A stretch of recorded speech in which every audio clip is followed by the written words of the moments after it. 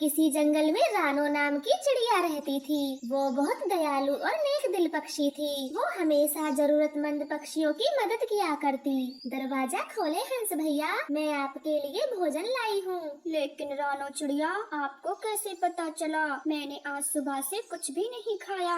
हंस भैया, आपके दोस्त ने मुझे बताया कि आज आपको भोजन में कुछ नहीं मिला और आप सुबह से भूखे हो, इसलिए मैं आपके लिए चने लेकर आई हूँ। आप ये उबले हुए चने खा लें। सच रानो चिड़िया, तुम बहुत नेक दिल पक्षी हो। तुम्हारे जैसा इस जंगल में कोई दूसरा नहीं। आप बहुत महान हो। अरे हंस भैया, आप मेरी इतनी तारीफ ना करें। ये सब तो मेरी माँ ने मुझे सिखाया है कि किसी को भी भूखे पेट सोने नहीं देना चाहिए। इसलिए आप ये भोजन खा लें और चैन से सो जाएं। हंस को भोजन देकर रानो चिड़िया अपने घर लौट रही थी। तभी उसे जमीन पर पड़ा घोंसला दिखाई देता है, जिसमें किसी पक्षी के अंडे थे। अरे, इस घोंसले में तो अंडे हैं। इन्हें कौन यहाँ रख गया? न जाने किस पक्षी के होंगे। रानो यहाँ वहाँ अंडों की माँ को देखती है, मगर उसे कोई भी नहीं दिखाई देता। तभी वहाँ से कालू कौवा गुजर रहा था। चिड़िया उसे रोक लेती है। कालू भैया, आप इन अंडों के बारे में कुछ जानते हो? न जाने कब से यहाँ पड़े हैं। नहीं नहीं रानो चिड़िया,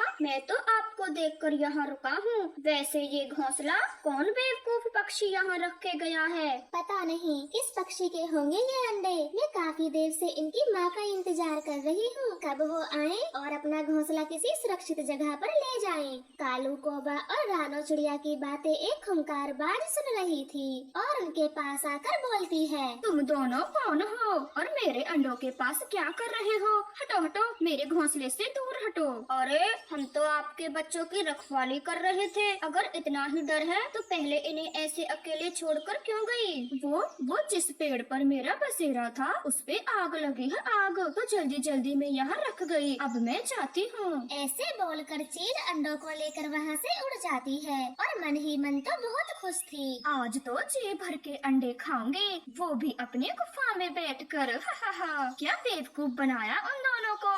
रानो चिड़िया, अब चलो यहाँ से, रात होने वाली है। कालू भैया, जब से वो चील माँ उन अंडों को लेकर गई है तब से कुछ अजीब लग रहा है। ऐसा लगता है कहीं अनजाने में हमसे कोई गलती न हो गई हो। रानो, आप बेकार में ही चिंता कर रही हो। वो अंडों की माँ ही थी। उसने बोला ना, उसके रहने वाले पेड़ पे आग लग गई। अब चलो भी। कालू भैया, बस एक बार हम चील के पीछे पीछे जाकर देखते हैं, अगर वो सच बोल रही होगी। चलो भी। अब अगर मैं मना भी करूँगा तो तुम कहाँ मानने वाली हो? फिर वह दोनों भी चील के पीछे पीछे निकल जाते हैं। वो उसी दिशा में उड़ते हैं जहाँ चील उन अंडों को लेकर चली गई थी। वो चुपके से चील की गुफा में देखते हैं। देख लिया चिड़िया आपने, अंडे एकदम सुरक्षित हैं अपनी माँ के पास। और देखो तो माँ चील कैसे बैठी हुई है। हाँ कालू भैया, मैं बेकार में ही चिंता कर रही थी। शायद ये चील ही इन अंडों की माँ है। देखो कैसे अंडों के पास बैठी है।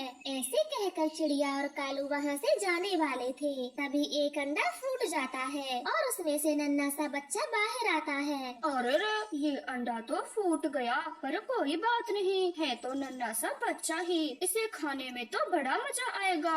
चिड़िया, वो देखो, अंडे से चिड़िया का बच्चा निकला है। आपका शक सही था, ये इन अंडों की माँ नहीं है। हमसे कितनी बड़ी गलती हो गई। अब ये दुष्ट चील सबको मार देगी। कालू भैया, अगर इन बच्चों की माया होती तो ऐसे अपने बच्चों को मरने नहीं देती। वो कुछ भी करके बच्चों को जरूर बचाती। अब हमें भी चिड़िया के बच्चों को बचाना होगा, वरना ये दुष्ट चील सबको खा जाएगी। ऐसा कहते ही रानो चिड़िया एक योजना बनाती है। चिड़िया की योजना सुनते ही कालू कौवा गुफा के ऊपर छिप जाता है और चिड़िया चील के ऊपर मोटे मोटे पत्थर फेंकती है, जो सीधा चील को लगते हैं। अरे कौन दुष्ट है जो मेरी गुफा में कंकड़ फेंक रहा है? अभी बताती हूँ। जान से नहीं मारा तो मेरा नाम भी चील नहीं। जैसा मैंने सोचा था बिल्कुल वैसा ही हुआ। अब जैसे ही चील बाहर आएगी तो मैं उसे गुस्सा दिलाऊंगी और तभी कालू भैया गुफा से अंडे लेकर भाग जाएंगे। फिर इस तरह से नन्हे बच्चों की जान भी बच जाएगी। ए चिड़िया, लगता है तुझे अपनी जान प्यारी नहीं है, जो खुद पे खुद मरने आई है। अब तुम मुझे मारोगी? अगर जरा भी हिम्मत है तो मुझे पंख तो लगा कर दिखाओ। मोटी चील आई बड़ी मुझे मारने, चल भाग यहाँ से। देख चिड़िया, मैं तुझे मारना नहीं चाहती हूँ, पर इस गलती के लिए तुझे छोड़ूंगी भी नहीं। अभी मेरे खाने का समय है, वरना वरना वरना क्या? मैं तो मारूंगी पत्थर। अगर हिम्मत है तो रोक कर दिखाओ, मोटी चील कहीं की।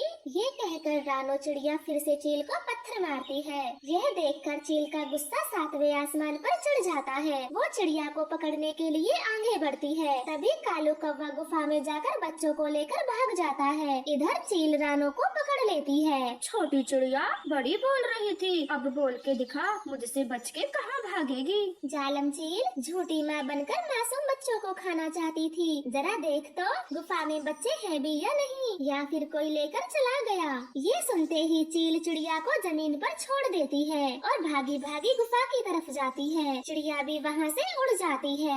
हाय हाय, ये उस चिड़िया की साजिश थी। मैं उसे छोड़ूंगी नहीं। मुझे बुद्धू बनाकर मेरा भोजन लेकर चली गई, छोड़ूंगी नहीं उसे। कालू भैया, सभी बच्चे सही सलामत तो हैं? हाँ रानो चिड़िया, बच्चे एकदम सुरक्षित हैं, मगर आपके बाजू से तो खून बह रहा है। हाँ, उस दुष्ट चील ने मुझे पकड़ लिया था, बस तभी ये खरोंचे लग गई होंगी। सच में रानो चिड़िया, आज आपने अपनी जान पर खेलकर इन अनजान बच्चों की जान बचाई, और दूसरी तरफ इनके माता पिता हैं जो इनको मरने के लिए यहाँ छोड़ गए। नहीं कालू भैया, अपने बच्चों को ऐसे छोड़कर कोई नहीं जाता। वो भी किसी न किसी मुसीबत में होंगे जो अपने नन्हे बच्चों को छोड़कर यहाँ से जाना पड़ा।